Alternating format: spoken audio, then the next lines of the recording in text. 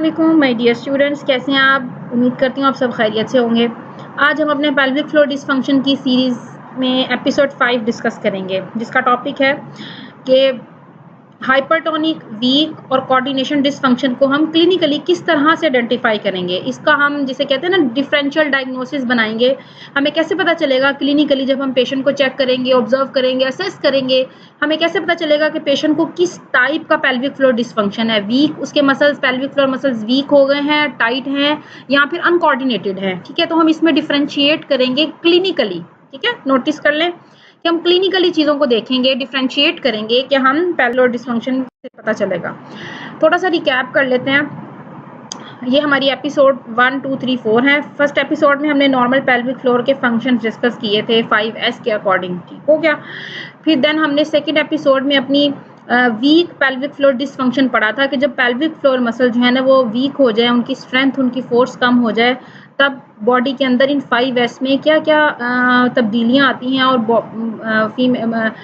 Patient के अंदर क्या क्या उससे रिलेटेड क्लिनिकल कंडीशंस या प्रॉब्लम या जो भी इश्यूज जो है वो अराइज हो जाते हैं। फिर हमने इसी तरह अपनी एपिसोड 3 में टाइट डिसफंक्शन को देखा, जिसमें पेल्विक फ्लोर जो है ना वो एक्स्ट्रा टाइट हो जाते हैं और रिलैक्सेशन का इशू आता है। ठीक है, पेल्विक फ्लोर नॉर्मल नहीं होते, लेट गो नहीं होता, उनके अंदर स्पैज़म में चले जाते हैं। उसकी वजह से 5S के अंदर क्या क्या चेंजेस आती हैं ये हमने डिस्कस किया। देन हम लोगों ने एपिसोड 4 के अंदर कोऑर्डिनेशन डिसफंक्शन को अच्छे से डिस्कस किया कि जब ना तो फोर्स का प्रॉब्लम हो, ना स्ट्रेंथ का प्रॉब्लम हो, ना ही रिलैक्सेशन का प्रॉब्लम हो, टाइमिंग एंड सीक्वेंस का इशू आ जाए कि पेल्विक फ्लोर मसल वीक भी नहीं है, टाइट भी नहीं है, उनके अंदर एक डिफरेंट टाइप का इशू है कि उनकी कंट्रोल और टाइमिंग कोऑर्डिनेशन पुअर हो गई है। तो उससे रिलेटेड जो 5S के अंदर 5 नॉर्मल फंक्शंस में क्या क्या तब्दीलियां आती हैं, क्या क्या चेंजिंग्स आती हैं, क्या क्या डिजीजेज या प्रॉब्लम या इश्यूज अराइज होते हैं, हमने डिस्कस किए। अच्छा, हमने तीनों फंक्शंस को अलग अलग डिस्कस कर लिया। आज हम देखेंगे कि इन तीनों में हम डिफरेंशिएट कैसे करेंगे। ठीक है, क्योंकि सिम्टम्स तो मिलती जुलती हैं। ठीक है, रूट कॉज बेशक डिफरेंट हो, हम देखेंगे कि इन तीनों में हम कैसे पेशेंट को क्लिनिकली आइडेंटिफाई करेंगे, डिफरेंशियल डायग्नोसिस कैसे बनाएंगे, लेबल कैसे करेंगे कि पेशेंट को किस टाइप का डिसफंक्शन है, वो आज हम डिस्कस करेंगे। अच्छा, ये हमारे टॉपिक्स हैं आज के पॉइंट ऑफ डिस्कशन कि हम किस तरीके से चलेंगे। सबसे पहले हम सब्जेक्टिव हिस्ट्री, फिर हम ऑब्जर्वेशन में मसल असेसमेंट, फंक्शनल टेस्ट और ट्रीटमेंट फोकस, इन 5 पॉइंट्स को हम डिस्कस करेंगे स्टेप बाय स्टेप, तीनों डिसफंक्शन के अकॉर्डिंग। ठीक है, उनकी डिफरेंशिएशन पढ़ेंगे। चलें मूव ऑन कर। अच्छा जी, सबसे पहला हमारा जो स्टेप है वो है कि सब्जेक्टिव हिस्ट्री। जब भी पेशेंट हमारे पास आता है, हम सबसे पहला काम यही करते हैं कि हम उससे क्या करते हैं, हिस्ट्री लेते हैं। तो पेशेंट की हिस्ट्री टेकिंग करेंगे।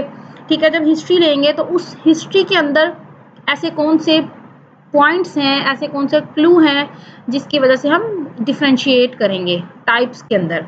तो फॉर एग्जांपल, अगर पेशेंट आपसे कहता है कि मेरा यूरिन जो है वो कफिंग और स्नीजिंग में लीक हो रहा है, ठीक है, व्हेन आई कफ और स्नीज, या इस तरह की वो कोई भी एग्जांपल देता है जिसमें आपको आइडेंटिफाई कर लेते हो कि अच्छा इंट्रा एब्डोमिनल प्रेशर हाई हुआ और उससे स्फिंक्टर लूज हुए वीक पेल्विक फ्लोर की वजह से, तो यूरिन लीकेज हुआ, तो आपके माइंड में सबसे पहला जो है वो थॉट क्या आएगा कि पेल्विक फ्लोर वीकनेस है। ठीक है, तो पेशेंट इस तरह के क्लू देगा।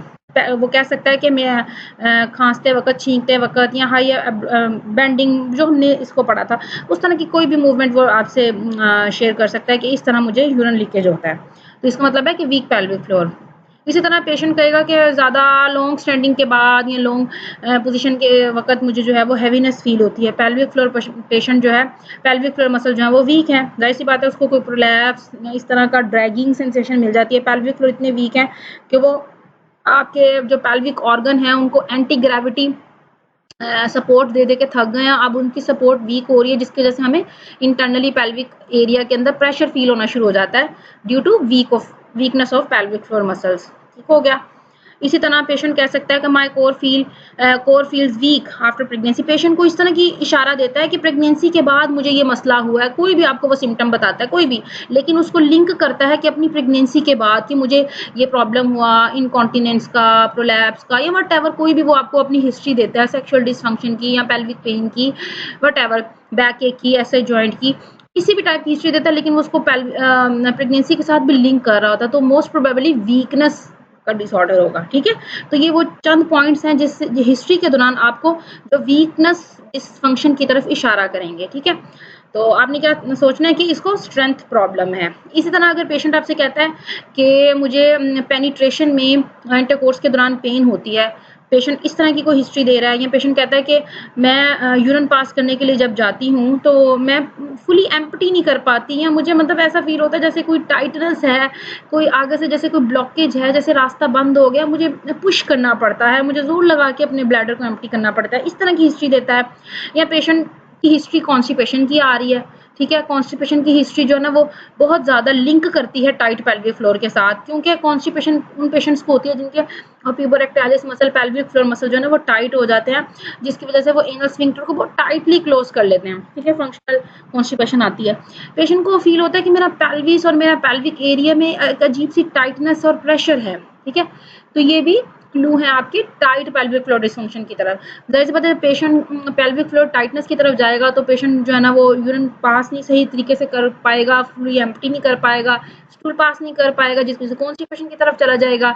इसी तरह उसको पेन, प्रेशर और हैवीनेस, अपने कॉन्स्टेंट एक प्रेशर फील होगा अपने पेल्विक एरिया के अंदर। तो थिंक रिलैक्सेशन प्रॉब्लम, कि उसके पेल्विक फ्लोर जो है ना वो रिलैक्स नहीं है, वो कंप्लीटली रिलैक्स नहीं हो पा रहे, तो वो किसी वजह से स्पैज्म या टाइटनेस की तरफ जा रहे हैं। इसी तरह अगर पेशेंट आपसे इस तरह की हिस्ट्री देता है कि कभी मैं ठीक होता हूँ कभी नहीं, लाइक जो भी उसके सिम्टम्स हैं, वट एवर सिम्टम्स, जो भी पेशेंट आपको बताती है कि मेरे ये सिम्टम्स हैं, जो भी आप नोट डाउन करते हो, वो सारे सिम्टम्स रेगुलर नहीं है, कॉन्टिन्यूस नहीं है, हफ्ते में 3 दिन होते हैं, 3 दिन नहीं होते, कुछ इस तरह की हिस्ट्री है उसकी मिली जुली सी, ठीक है, कि कभी तो ये मसला है कभी नहीं है, तो इसका मतलब है कि ये इशारा है कोऑर्डिनेशन डिसफंक्शन की तरफ, ठीक है। पेशेंट जो है ना वो कहता है कि मैं पेल्विक फ्लोर एक्सरसाइज कर नहीं पाती। बहुत से कोऑर्डिनेशन डिसफंक्शन वाले पेशेंट जो होते हैं ना वो पेल्विक फ्लोर मसल की जो ना स्ट्रेंथनिंग एक्सरसाइजेज वगैरह सीख भी नहीं पाते, उनके अंदर ज्यादा प्रॉब्लम कोऑर्डिनेशन में आ रही होती है, ठीक है, उन्हें नहीं पता कि मैंने कैसे इनको यूज करना है, क्योंकि वो आपस में कोऑर्डिनेशन ही है ना मसल की पुअर है, दैट्स वाई, ठीक है। इसी तरह पेशेंट अपनी जो है ना ब्रीदिंग का उसका कंट्रोल बड़ा पुअर होगा, कि हम उसे कहेंगे ना कि ब्रेथ होल्ड नहीं करनी, आप ब्रीदिंग कंटिन्यू रखें, आप कोई भी हमें से मनूवर अगर कराते हैं, हम उसको एब्डोमिनल या पेल्विक फ्लोर का वर्कआउट करा रहे हैं, एनी ड्यूरिंग एनी प्रोसीजर और मूवमेंट, हम पेशेंट से कहेंगे कि आप अपनी ब्रीदिंग होल्ड नहीं करें, लेकिन वो उसका ये चीज पुअर होगी, वो अपनी ब्रीदिंग होल्ड के ऊपर उसका जो है ना वो कंट्रोल और जो कमांड है वो उसकी बड़ी पुअर होगी, वो नहीं कर पाएगी। तो ये जो ब्रेथ होल्डिंग करना, ठीक है, इसको ना सही कर पाना, और इसी तरह अपने पेल्विक फ्लोर को आइडेंटिफाई ना कर पाना, बाकी मसल्स से आइसोलेट ना कर पाना, उसके ऊपर अच्छे से कंट्रोल ना होना, ये सारे जो सिग्नल हैं ये हमें दिया कोऑर्डिनेशन डिसफंक्शन का, ठीक है। फिर हम सोचेंगे कि मोटर कंट्रोल या टाइमिंग प्रॉब्लम आ रही है। तो हिस्ट्री के ये कुछ मेन पॉइंट्स हैं जिसकी वजह से हम अपना जो है ना वो डीडी बनाएंगे, ठीक हो गया।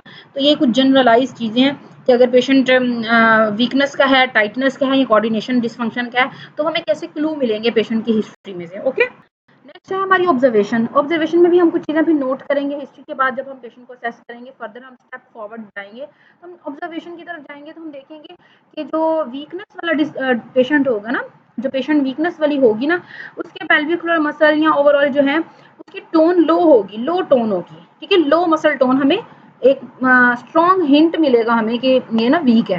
जाहिर सी बात है वीक पेल्विक फ्लोर मसल अगर वीक होंगे तो उनकी टोन हाइपोटोनिक होंगे, ठीक है। तो ये एक ऑब्जर्वेशन में हमें क्लू मिल गया, ठीक है, डीडी बनाने के लिए। फिर उसके बाद अगर टाइट होंगे तो उसमें टोन हाई होगी, और पोस्चर जो है ना वो बड़ा ऐसे गार्डेड सा पोस्चर होगा, और उसके एक बहुत इंपॉर्टेंट पॉइंट यहाँ पर है कि उस पेशेंट के अंदर उसके जो सराउंडिंग मसल्स होंगे ना, लाइक उसके ग्लूटियल मसल्स हैं, उसके एडक्टर्स हैं, वो ना कंपनसेटरी ओवर रिएक्ट कर रहे होंगे। टाइट में हमने याद है जब हमने टाइट डिसफंक्शन भी पढ़ा था तो हमने ये चीज उसके अंदर ये पॉइंट पढ़ा था कि ऐसे पेशेंट के अंदर कंपनसेशन के तौर पे जो सराउंडिंग मसल्स होते हैं ना वो थोड़ा ज्यादा काम कर रहे होते हैं, क्योंकि टाइट जो है ना, टाइट पेल्विक फ्लोर लॉक हो जाता है, वो प्रॉपर लेट गो नहीं कर रहा, वो प्रॉपर अपनी नॉर्मल रिदमिक कॉन्ट्रैक्शंस नहीं कर रहा था, वो जिसे कहते हैं ना जैसे ट्रैफिक जैम हो गई है, वो जैम हो गया है, वो लॉक हो गया है, ठीक है।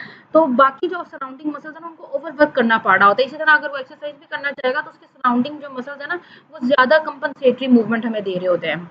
तो ये जो निशानी है ना जिसके अंदर पेशेंट के compensatory over reactive surrounding muscles मिले, तो think about tight pelvic floor dysfunction. अगर मसल की टोन लो मिले तो think about weak pelvic floor dysfunction, ठीक है। और अगर ब्रेथ होल्डिंग मिल रही है, रोंग मूवमेंट पैटर्न मिल रहा है, और अगर हम उसे पेल्विक फ्लोर का कह रहे हैं तो उसकी इतनी कोऑर्डिनेशन पूरा, उसे नहीं पता कि मेरे पेल्विक फ्लोर कहाँ है और उनको कैसे कॉन्ट्रैक्ट करना है, वो किसी और मसल को कॉन्ट्रैक्ट करके समझेगी कि मैं पेल्विक फ्लोर को कॉन्ट्रैक्ट कर रही हूँ। अवेयरनेस पुअर है, कोऑर्डिनेशन पुअर है, प्रोप्रियोसेप्शन पुअर है, तो हमें क्या मिलेगा, कोऑर्डिनेशन डिसफंक्शन। डिफरेंस क्या है, कोऑर्डिनेशन पेशेंट जो होंगे ना, कोऑर्डिनेशन डिसफंक्शन वाले जो पेशेंट होंगे वो क्या करेंगे, कंपनसेट करेंगे with wrong muscle, wrong movement pattern, किसी गलत मसल को कॉन्ट्रैक्ट करके समझेंगे कि हम सही कर रहे हैं, रॉन्ग मूवमेंट पैटर्न उनका गलत हो जाएगा और उनके अंदर सबसे बड़ी बात है ब्रेथ होल्डिंग आएगी कोऑर्डिनेशन डिसफंक्शन वाले पेशेंट में। तो अब आपको ऑब्जर्वेशन के अंदर डिफरेंस पता चल गया। अगर पेशेंट के हाई एब्डोमिनल प्रेशर में मसल, जैसे हमने उस हिस्ट्री में देखा कि उसको जनाब इनकॉन्टिनेंस है, stress urinary incontinence, pressure pelvic heaviness या प्रेशर फील हो रहा है और फिर ऑब्जर्वेशन में उसकी टोन पुअर मिल रही है तो वीक हो गया। अगर उसकी टोन हाई मिल रही है और उसको अजीब सा कांस्टेंट पेन है, कॉन्स्टिपेशन मिल रही है, तो उसका मतलब है टाइट डिसफंक्शन है। इसी तरह अगर पेशेंट को पता ही नहीं मैंने कब क्या करना है, ब्रेथ होल्डिंग मिल रही है, रॉन्ग मूवमेंट पैटर्न मिल रहे हैं, ठीक है, टाइमिंग और कंट्रोल का डिफरेंस है, करेक्टली पेल्विक मसल की एक्सरसाइज कर ही नहीं पाता, तो क्या मिलेगा, कोऑर्डिनेशन डिसफंक्शन। ये तीनों के अलग अलग डिफरेंस पॉइंट हो गए, ठीक है। नेक्स्ट चलते हैं, डिफरेंस हम देखते हैं कि हमारी असेसमेंट में हमें क्या मिलेगा। इसी तरह जब हम मसल असेस करेंगे ना, वो परफेक्ट स्कीम के थ्रू मसल की असेसमेंट करेंगे, सारी उसकी स्ट्रेंथ, उसकी चीजें चेक करेंगे, स्क्वीज वगैरह, एंड्योरेंस वगैरह, तो जो वीक डिसफंक्शन होगा ना उसके अंदर पेशेंट के जाहिर सी बात है मसल वीक हो चुके हैं, उसकी टोन कम हो चुकी है, तो वो वीक स्क्वीज करेगा। अगर हम फिंगर के साथ या किसी भी तरह से उसका स्क्वीज प्रेशर चेक करना चाहेंगे तो आपको बहुत वीक मिलेगा। इससे पता चलेगा कि पेशेंट के मसल्स वीक हो गए हैं, उनकी स्क्वीजिंग पावर जो है वो वीक है। सेकंड क्या, उसकी एंड्योरेंस भी कम है। जाहिर सी बात है जब मसल वीक है तो स्ट्रेंथ भी कम होगी, एंड्योरेंस भी कम हो जाएगी और वो बहुत जल्दी थक जाएंगे। जब उसकी स्ट्रेंथ कम है, जब उसकी एंड्योरेंस कम है तो अल्टीमेटली फटीग आ गई, ठीक है, जल्दी से फटीग हो जाएंगे। तो ऐसे पेशेंट के अंदर हमें अर्ली इजी फटीग मिल जाएगा। पेशेंट 2-3 थोड़ी सी रेपिटेशन करके फौरन कहेगा बस मैं थक गया और मुझसे नहीं हो रहा, ठीक है। तो ये क्या इशारा है, वीकनेस की तरफ, ठीक है। हम आहिस्ता आहिस्ता अपने डायग्नोसिस की तरफ जा रहे हैं। इसी तरह अगर पेशेंट के जब हम असेस करेंगे हमें हाई टोन मिल रही है, पेशेंट के टोन बहुत ज़्यादा हाइपर टोनिक मिल रहा है, इसी तरह पेशेंट को बहुत पेन हो रही है, हम टच कर रहे हैं, पैल्पेट करके देख रहे हैं, जब हम पेल्विक लॉक देखेंगे, जब हम एक्सटर्नल सुपरफिशियल मसल को पैल्पेट करेंगे तो पेशेंट को बहुत पेन होगी, जैसे जैसे कोई ट्रिगर पॉइंट्स बने हुए हैं, तो टाइटनेस की तरफ इशारा है, ठीक है। पैल्पेशन में अगर पेन मिल रही है और टोन हाई मिल रही है और कॉन्स्टिपेशन मिल रही है और पेशेंट के पेल्विक प्रेशर या पेन, इस तरह की सिम्टम्स आ रही हैं तो टाइट पेल्विक फ्लोर है, ठीक हो गया।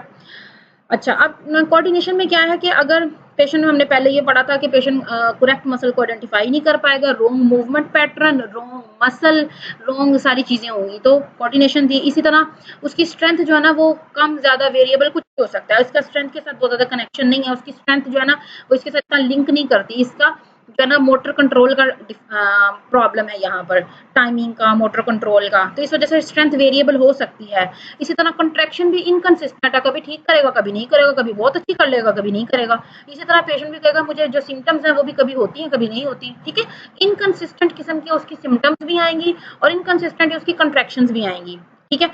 अब good force but poor timing, उसकी स्ट्रेंथ और फोर्स बाज़ दफा अच्छी होगी लेकिन टाइमिंग पुअर, अवेयरनेस पुअर, तो कोऑर्डिनेशन डिसफंक्शन हो जाएगा, ठीक है। स्ट्रेंथ में भी normal in coordination dysfunction but control is poor, ठीक है। ये हमारा था टेस्ट पढ़ा हमने, patient ask patient to cough, test पढ़ा डीप ब्रीथिंग, ठीक हो गया। अच्छा, हम तीसरा टेस्ट पढ़ते हैं, पेल्विक फ्लोर कॉन्ट्रैक्ट रिलैक्स करवाएंगे, यानी कि हम उसे कहेंगे पेल्विक फ्लोर मसल को स्क्वीज करके दिखाए, हम तीसरा ये टेस्ट देखेंगे।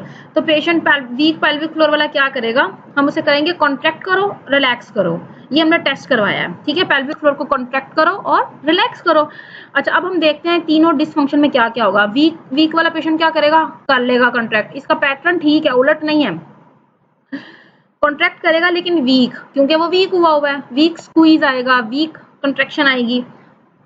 तो टाइट वाला क्या करेगा, वो कॉन्ट्रैक्ट तो हो गया, वो ऑलरेडी कॉन्ट्रैक्टेड ही है, मजीद थोड़ा सा और कॉन्ट्रैक्ट हो जाएगा लेकिन रिलैक्स नहीं करेगा, ठीक है। मतलब हम देखेंगे कि कॉन्ट्रैक्ट हुआ फिर रिलैक्स हुआ, तो वीक वाला हल्का सा कॉन्ट्रैक्ट हुआ, हल्का सा रिलैक्स हो गया, मतलब वो अपना उसके अंदर हर चीज जो है ना वो थोड़ी कम हो जाएगी, ओवरऑल हाइपो हो गया है। लेकिन जो टाइट पेल्विक फ्लोर डिसफंक्शन का मसला है ना, उसमें क्या देखेंगे, आपको बहुत इंपॉर्टेंट क्लू मिलेगा बहुत, कि पेशेंट कॉन्ट्रैक्ट तो करेगा लेकिन रिलैक्स नहीं करेगा, ठीक है, रिलैक्स नहीं कर पाएगा, तो इसका मतलब है कि वो टाइट है।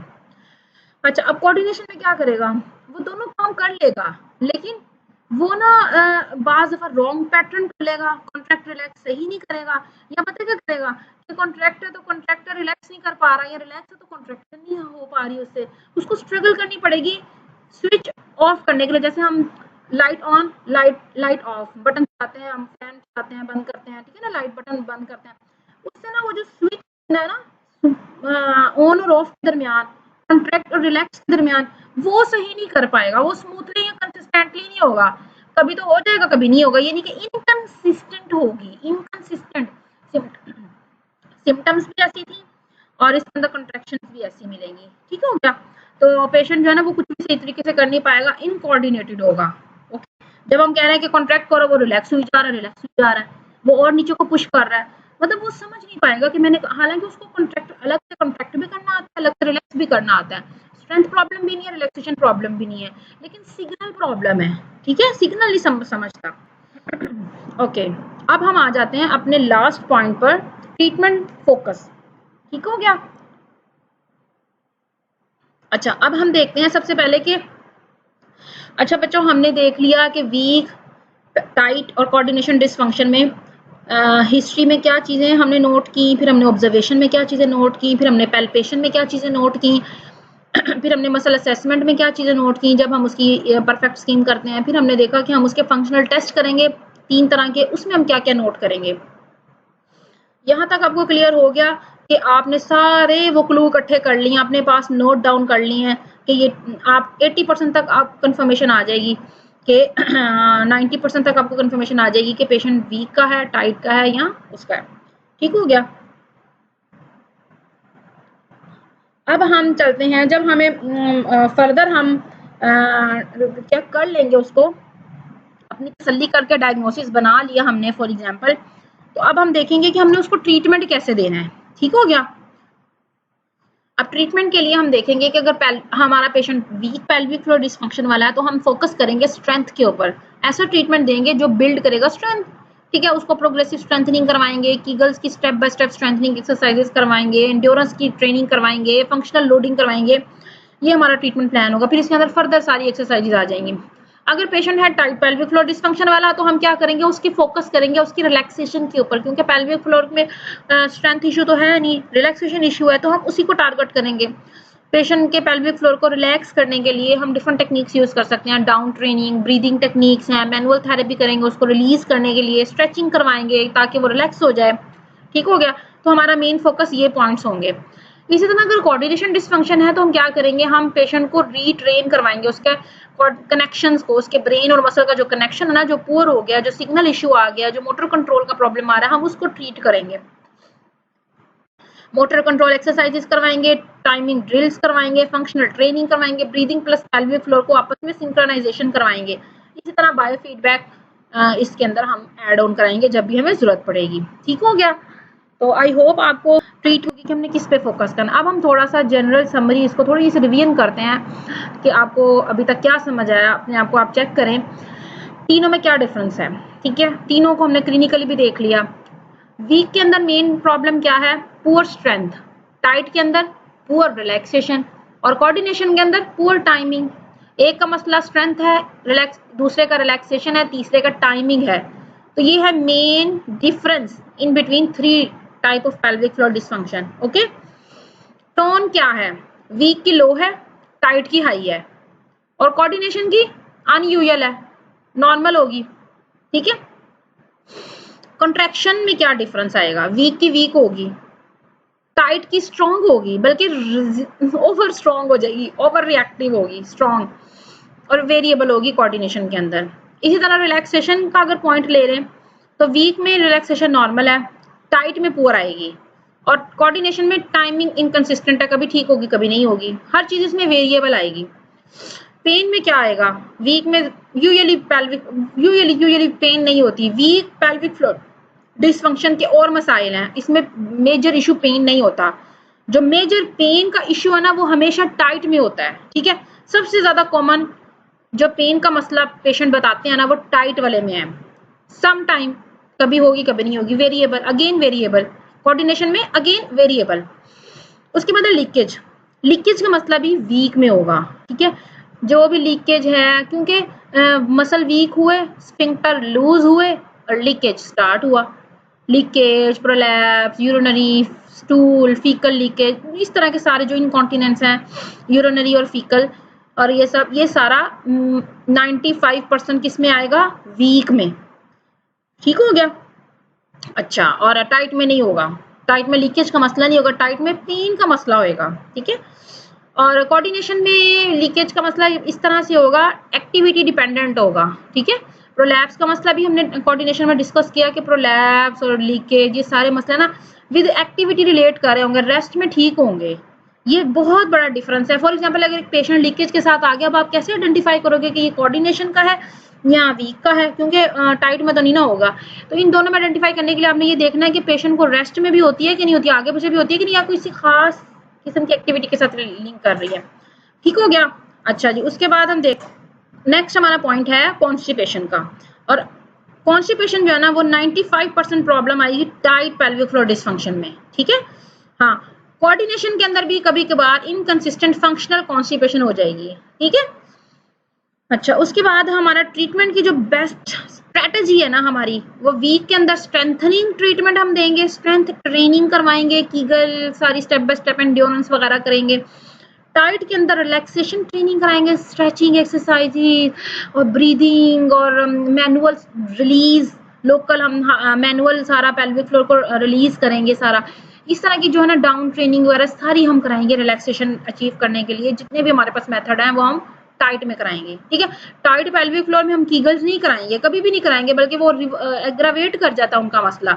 हम टाइट के अंदर और फोकस रखेंगे, हम उनको रिलैक्स करने वाली सारी स्ट्रेटजीज यूज करेंगे जिससे पेशेंट के अंदर रिलैक्सेशन प्रोड्यूस होगी। ठीक हो गया, ब्रीदिंग वगैरह इस तरह की चीजों के थ्रू। और कोऑर्डिनेशन डिसफंक्शन के अंदर हमारी मोटर कंट्रोल आएगी, ठीक है। अब आपने देखा बच्चों के पेल्विक फ्लोर के प्रॉब्लम के अंदर सबको कीगल्स नहीं करानी, जो कि हमारा यूजुअली आमतौर पे 95% फिजियोथेरेपिस्ट यही करा रहे होते हैं। कोई भी पेल्विक फ्लोर का मसला उठ के आ गया, कोई भी किसी ने कह दिया, किसी डॉक्टर ने किसी गायनेकोलॉजिस्ट ने कहीं से किसी को रेफर आ गया कि जी ये इसको पेल्विक फ्लोर का इशू है, हम उठा के आंखें बंद करके जनाब उसको पेल्विक फ्लोर की कीगल शुरू करा देते हैं। कीगल सिर्फ वीक में करानी है, ठीक है। टाइट और कोऑर्डिनेशन में कीगल का कोई रोल ही नहीं है।